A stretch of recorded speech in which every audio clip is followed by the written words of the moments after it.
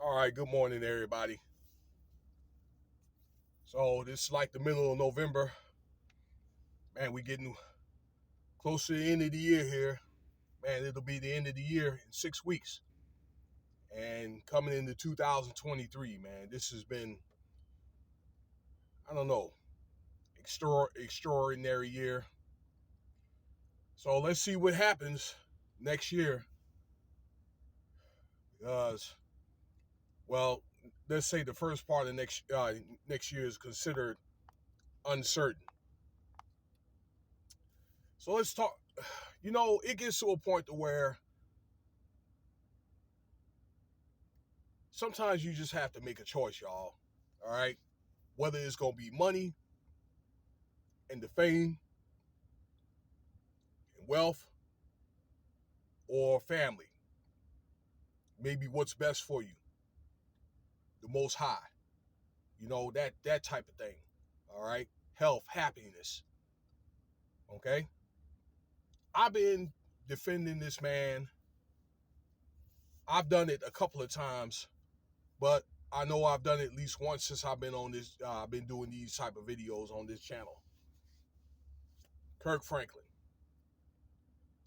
I saw this off old school, tried and tested. All right. Uh, that he did a sermon today. It's a guy. He does. You know, he's definitely a craftsman though. All right. He does car fixes on cars, do engine work, real estate, and he also does scripture too. Very very interesting subject that he did today. Check it out about Kirk Franklin. And this turned out this is a video that he did for the BET Awards. Okay, this year's BET Awards, where Kirk Franklin says, "The lion and the lamb will bow down to the goat."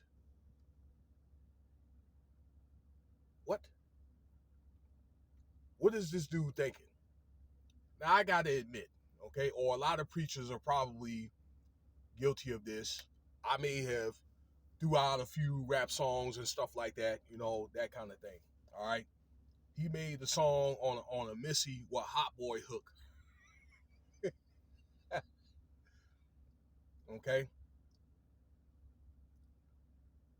There's preachers that, and like I say though, I admit I may have threw some rap songs out there, but it's just certain things that again I don't touch. All right. When you say the lion and the lamb, all right, they're basically saying that Jesus and God is going to bow down to the goat. Okay.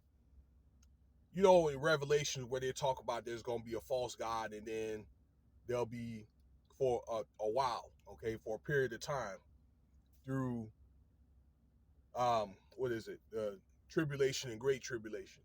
Then there's going to be, the return of Jesus. So why would the lion and the lamb bow down, okay, when those guys are the goat, when the goat's gonna get crushed anyway. All right. So, but like in Matthew 24, they talk about warns about false prophets at the end time. Also, Second Timothy, and I've mentioned this before, okay, about the end times where they talk about scoffers, false prophets, disobedient children, that type of thing. Okay, I mean, I'm talking about the ones that's disobedient. I mean that disregard, okay, just total disregard for life and disregard for their own parents. And it makes me wonder, okay, but a lot of this gospel music, even a lot, I hate to say, all right, is not good music. All right, that it's really about money and it's a business. All right, and I got to tell you, no matter what you think about Kirk Franklin, all right, you may like him. I think he's okay too. All right, but look, he is a businessman though too. All right, but there's certain things I just think that, come on, man, you just don't touch. All right, and I definitely stress the things that I don't touch. And I just think that at his age, this dude is pushing his middle 50s now.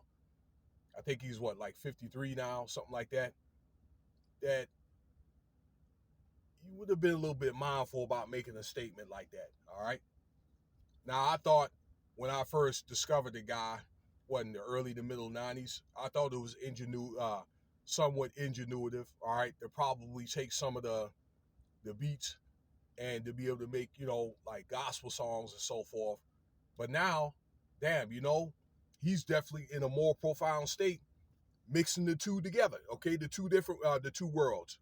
The world, let me do it like this. The world, and the church, and definitely mixing the two together, all right? Or just touching.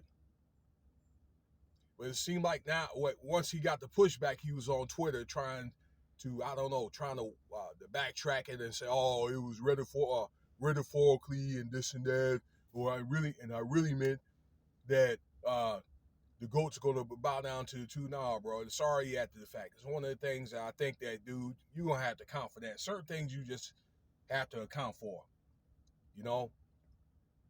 And I think it was just really about ratings. It was really about getting paid. Somebody probably put a battery in this man's back, and said, "Well, this is what you're going to do," because the BET Awards, I hardly even watch that. Stand to watch it. I may kind of check out the clips.